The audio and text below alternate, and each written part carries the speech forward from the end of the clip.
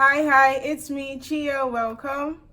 Last time we talked about the merits of self-publishing, but we know they can't be only merits, so we have to talk about the demerits of self-publishing. Self-publishing can be a tricky process, so you have to understand all your bases. You have to cover all the facts to know what you should do. So let's get into the demerits of self-publishing. Number one, industry know-how.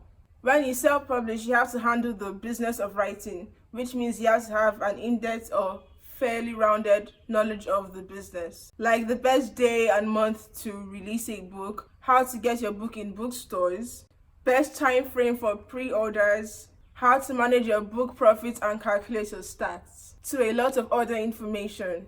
This means you have to register for classes and make friends with people in the writing business. You have to have your ear to the ground and figure out a way to stay on top of all this. And it can be a lot to stay on top of because you might miss a minor detail that could impact the publishing or sales of your book.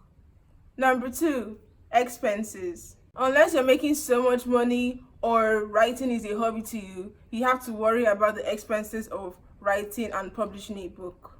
The expenses are a very big deal because it can determine almost everything about sales for your book. From formatting to editing to cover design to printing to sales, every single aspect, you have to have finances to handle it.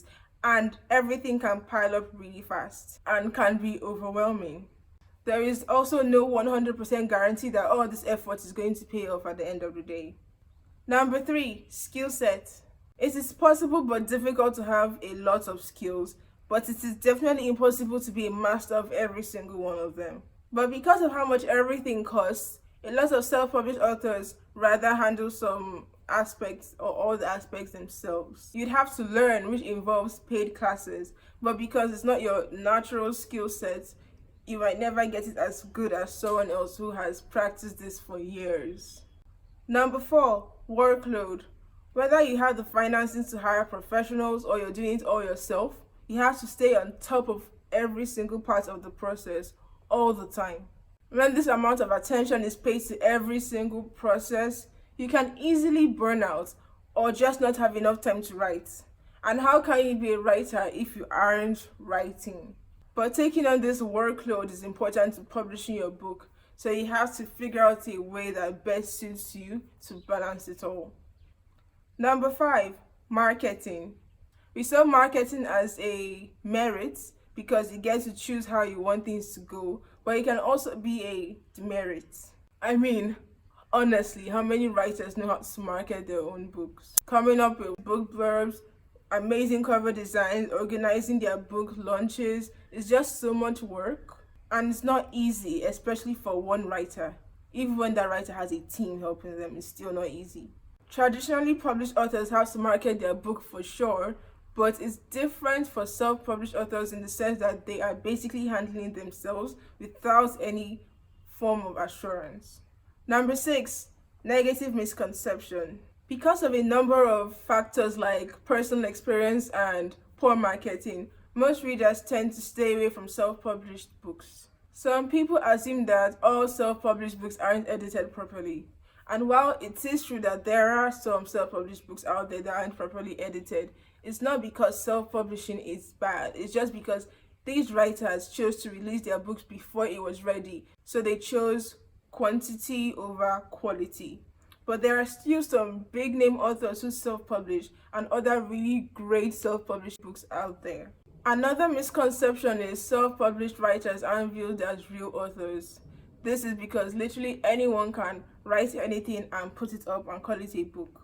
This is why self-published authors should be willing to give out some copies of their book for free as starters to get honest reviews of their work.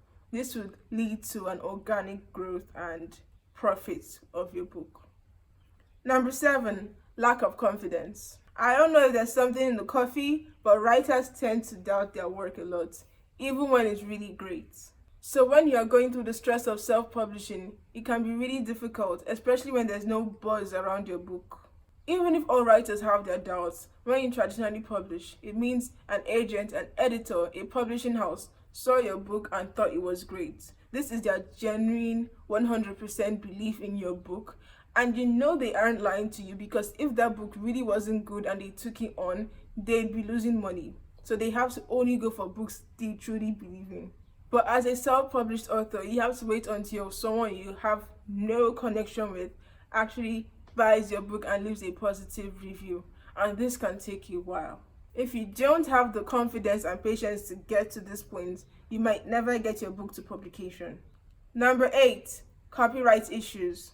If your book isn't copyrighted, it can be stolen and you won't be able to retrieve it. Likewise, someone can accuse you of stealing their book and probably sue you.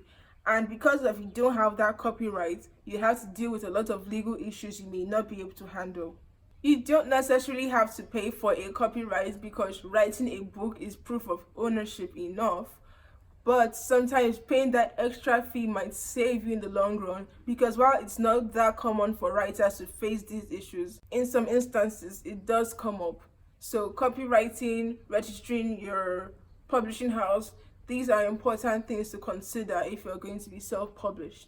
So these are all the demerits of self-publishing. I hope I have not scared you off of it if you are considering it. It's just great to have your facts straight, to know what works for you, what doesn't work for you, and make your decision. That's all I have for you today. If you like this video, don't forget to give my video a thumbs up and subscribe, and also hit that notification bell so you know when I post my videos. Thank you for watching. See you next time. Bye.